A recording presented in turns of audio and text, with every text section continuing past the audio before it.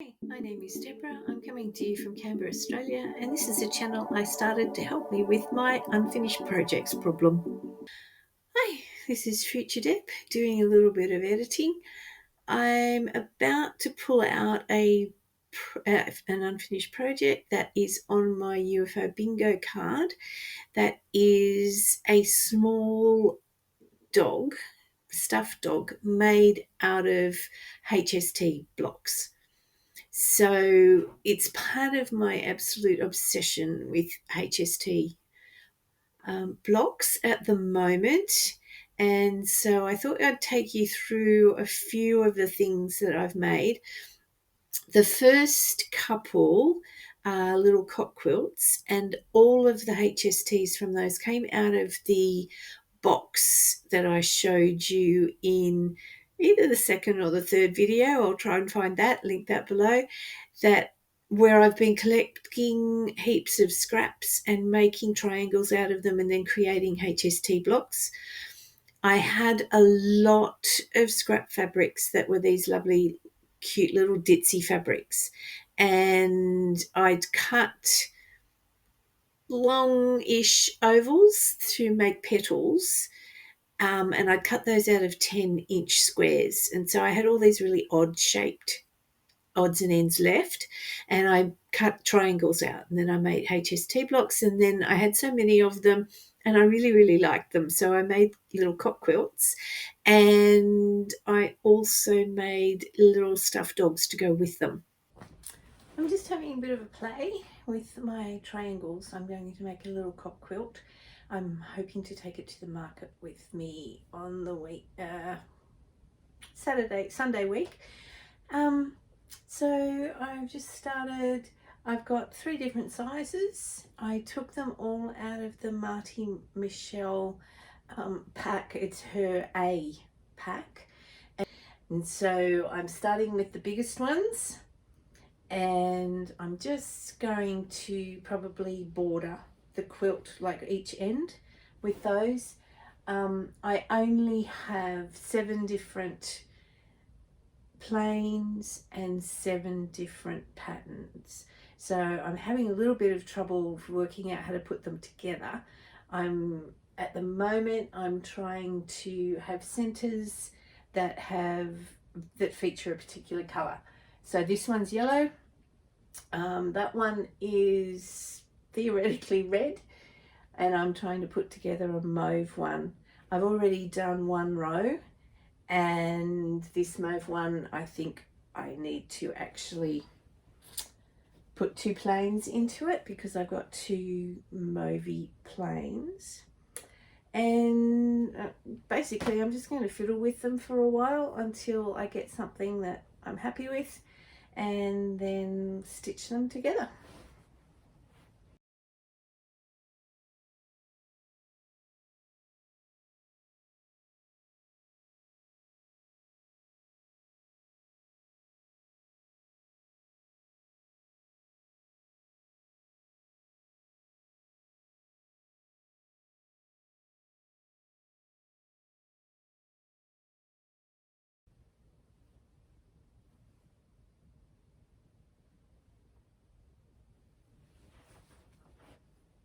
Have I fixed all the things you're pointing at? Yelling at the screen? I'm running out of triangles, half square triangles to fiddle.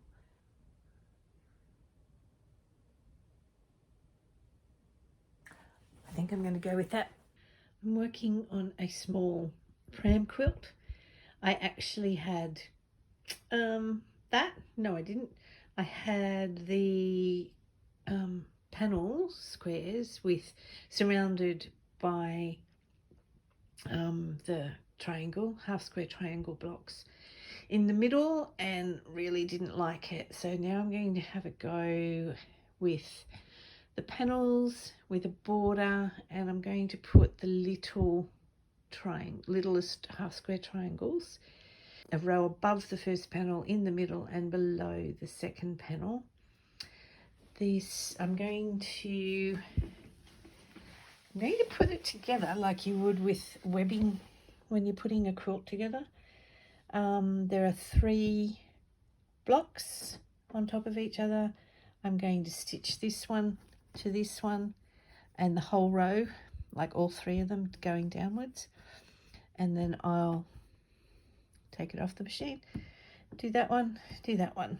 So it's going to come out as a web, and in theory, I'm just going to be able to cut right through between the rows and it'll come out fully formed. Anyway, I'll show you what it looks like in the end in case this didn't make any sense. Just keep those seams in the middle of the half square triangles even so that we get nice points, hopefully. It's very, very busy. It probably doesn't make much difference, but I'm a bit of a perfectionist like that.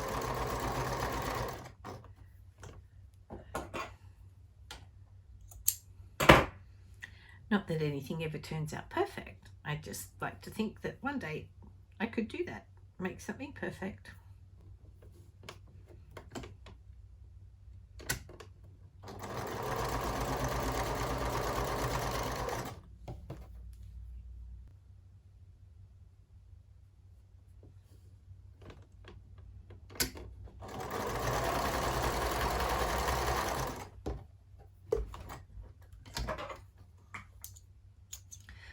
So that's the first 2 blocks in the 3 rows, and I'm going to pull the next one over and attach like this. So I'm going to end up with 3 rows, and I then cut in these threads in between and make them into individual rows. It looks like it's going to work. I see these things in my head, and then sometimes when I actually do them in practice, they don't work like my head thought it was going to. This is, yay!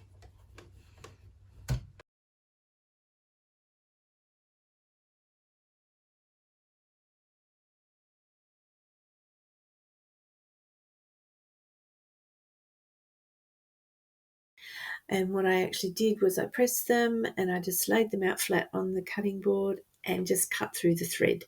So I effectively chain pieced the 3 rows of small HST blocks instead of actually cutting the thread and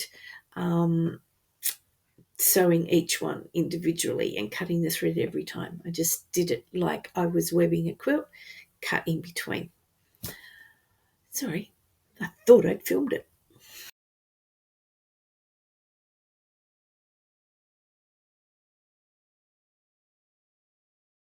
Going on to a different quilt, a different cot quilt.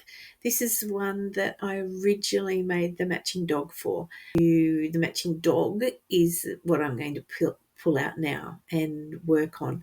So I'll show you just a couple of the steps on the way to getting this quilt. I didn't film the making of this quilt, and I'll put in some film of making the dog because I haven't done it by hand.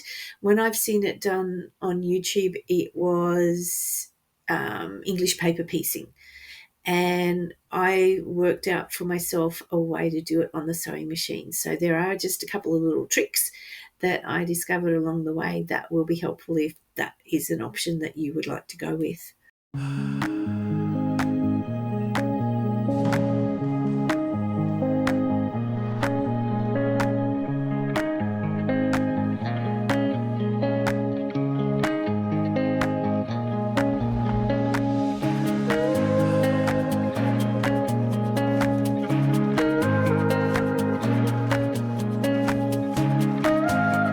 Okay, this is the dog. That's its ear, that's its tail, that's its leg.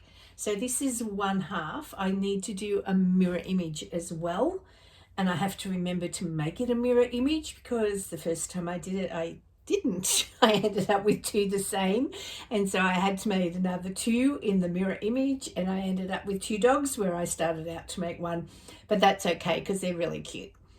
Okay, so putting these together on the sewing machine, basically what we need to do, everywhere there is a corner, we need to start the seam that is sewing those together a 1/4 inch in.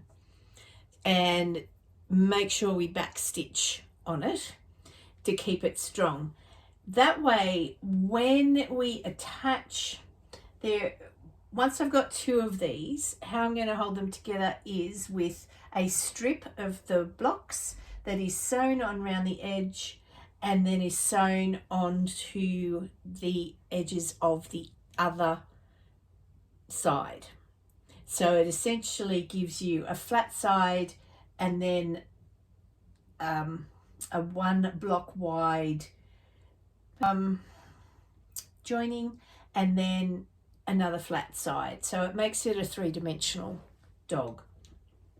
And in order to be able to make all of those corners manageable, we need to be able to flip them in all sorts of directions, and they need to be able to separate a little bit when they're folded in the final configuration. And when they're stuffed, they need to be able to sit fairly flat. So that was my solution for that. So I will do these corners with starting a 1/4 inch in on every seam there, and the same here, the same here. I think it's probably easiest to do it in little blocks.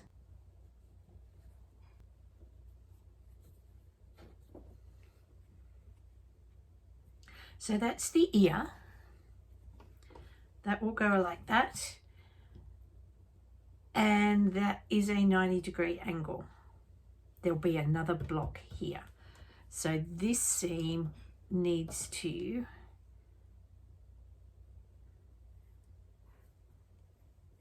start a 1/4 inch in, but I can go right to the end. So I've got my 1/4 inch foot on. I'm going to mark it. And in an ideal world where all of the seams are perfect, that will be right on the center seam in the 1/2 square triangle block. All right, so starting there and back stitching because it needs to be strong.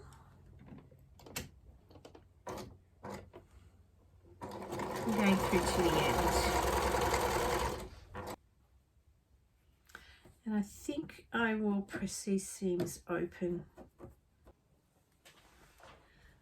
Okay, so the ear is together. Whoops, that's the ear. And this seam here is started a 1/4 inch in. Hope you can see that.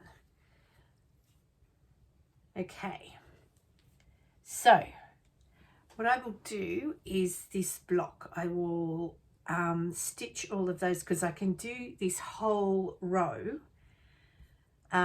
without having to put any 1/4 inch indents in the seams except for right at the top. So I'm going to do it like that webbing method that we sometimes use. And this first one, it will start a 1/4 inch in. So you can see, because I can pull this back, I can actually start that on that spot. It's like the same principle as a Y seam. Okay, so I'm just going to pull all of this back, fold that there, hold it together, and stick my needle in at the 1/4 inch. So it's right at the end of the previous lot of stitching.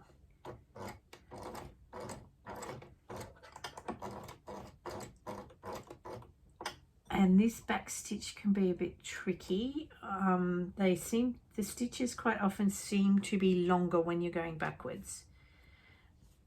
So by the time I've done all the fiddling to make this work, it's probably going to look to most of you like I would have been better off just just doing this by hand. Okay, so because of the way that I need it to be stitched, okay, so I have all three of those seams there. They join at a point, but all of the ends are free. So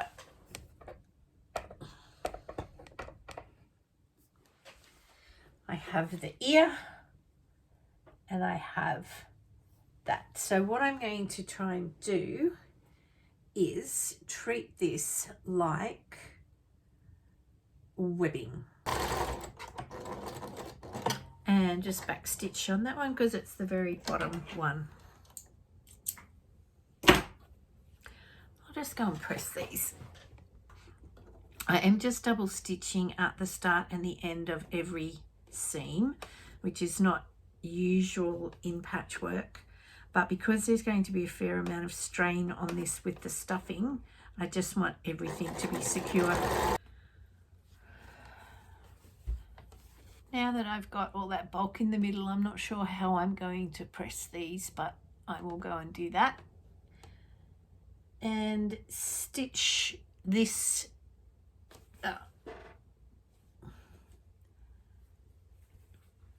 I'll press this ear piece so that I can stitch it to the top.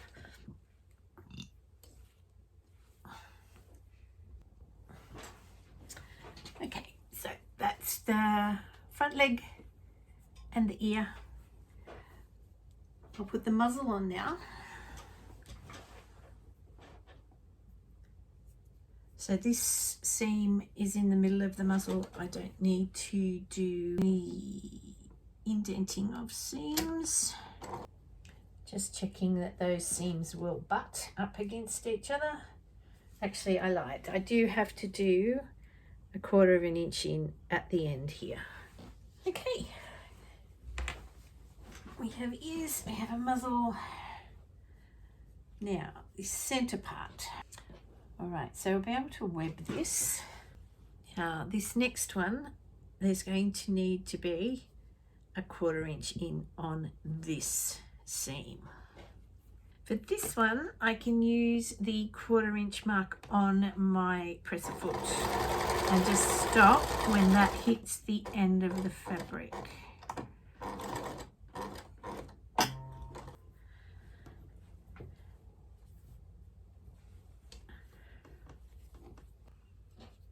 And that goes on there.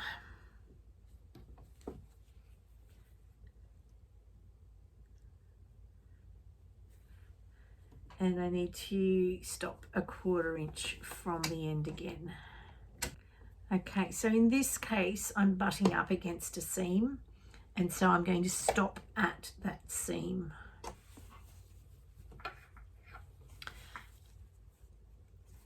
That is the first part of the leg. It's a right angle, and I have an open seam. Once the front and the back of the dog are put together, can start putting the joining band on. So basically all I've done is I'm just trying to choose fabrics that are not repeated close by. So you have to get both sides of the dog recruited there and just try and work out if you put it into the shape that it's going to be. Okay, so there's his ear. So that makes a nice little square there. And this one comes up. And so you can just get an idea of what fabrics are around it and what you need to put in. And you just have to join them end to end. And what I've actually done here is I joined about that many. I sewed up to there, sewed that one, and then kept going.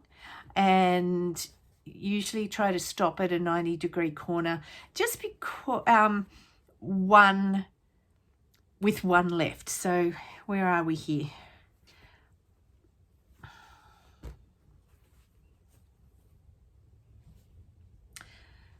that's the end of the run for this. And I have one here. I have an open seam there so that I can open that out and join the next piece on and just keep going around. And then you go through exactly the same process to join the other side on, only all of the colors are decided and you've already just got it all set up, so that's actually much faster. And then you have a finished dog shell, which you just stuff as normal and then sew up the gap. I think I left the gap down here. I don't have terribly big hands, but it was only just enough to be able to get into the corner and into the head of the ear and the muzzle. It's probably easier to leave a gap at the back. This is the third one of these little dogs that I've made by machine. And I don't remember the other ones being quite so tedious. So I think I might be over that. And if I do make another one, which is always on the cards, I have a lot of HSTs left and I really like the little triangles on the dogs. I think I'll do it by English paper piecing. I'll just try that experience. That could be fun.